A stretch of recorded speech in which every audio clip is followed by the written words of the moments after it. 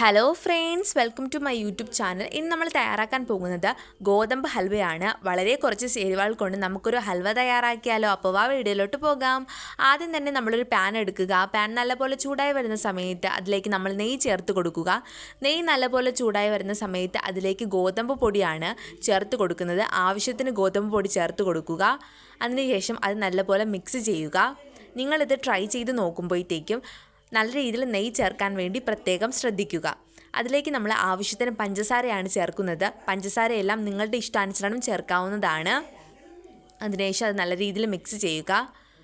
പിന്നീട് നമ്മൾ അതിലേക്ക് അടുത്തതായി ചേർത്ത് കൊടുക്കുന്നത് ആവശ്യത്തിന് വെള്ളമാണ്. ആവശ്യത്തിന് വെള്ളവും കൂടെ ചേർത്ത് അത് നല്ല രീതിയിൽ മിക്സ് ചെയ്ത് വേവിച്ചെടുക്കുക.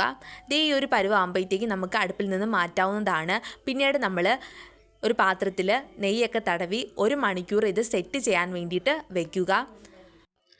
ഇതാ നമ്മളുടെ ഗോതമ്പ് ഹൽവ ഇവിടെ തയ്യാറായി കഴിഞ്ഞിരിക്കുന്നു. വളരെ കുറച്ച് ചേരുവകൾ ചേർത്തിട്ടാണ് നമ്മളിവിടെ ഗോതമ്പ് ഹൽവ തയ്യാറാക്കിയിരിക്കുന്നത്.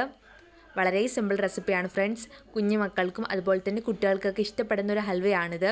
വളരെ ഹെൽത്തിയാണ്, കാരണം ഗോതമ്പ് വെച്ചിട്ടാണ് ഇത് തയ്യാറാക്കിയിരിക്കുന്നത്. അപ്പോൾ എല്ലാവരും ഒന്ന് ട്രൈ ചെയ്യണേ. ഇതുപോലത്തെ സിമ്പിൾ റെസിപ്പി വീഡിയോസിനായിട്ട് എൻ്റെ ചാനലൊന്ന് സബ്സ്ക്രൈബ് ചെയ്യുക. എൻ്റെ വീഡിയോ ലൈക്ക് ചെയ്യുക. അപ്പോൾ അടുത്ത വീഡിയോയിൽ നമുക്ക് കാണാം. Bye friends.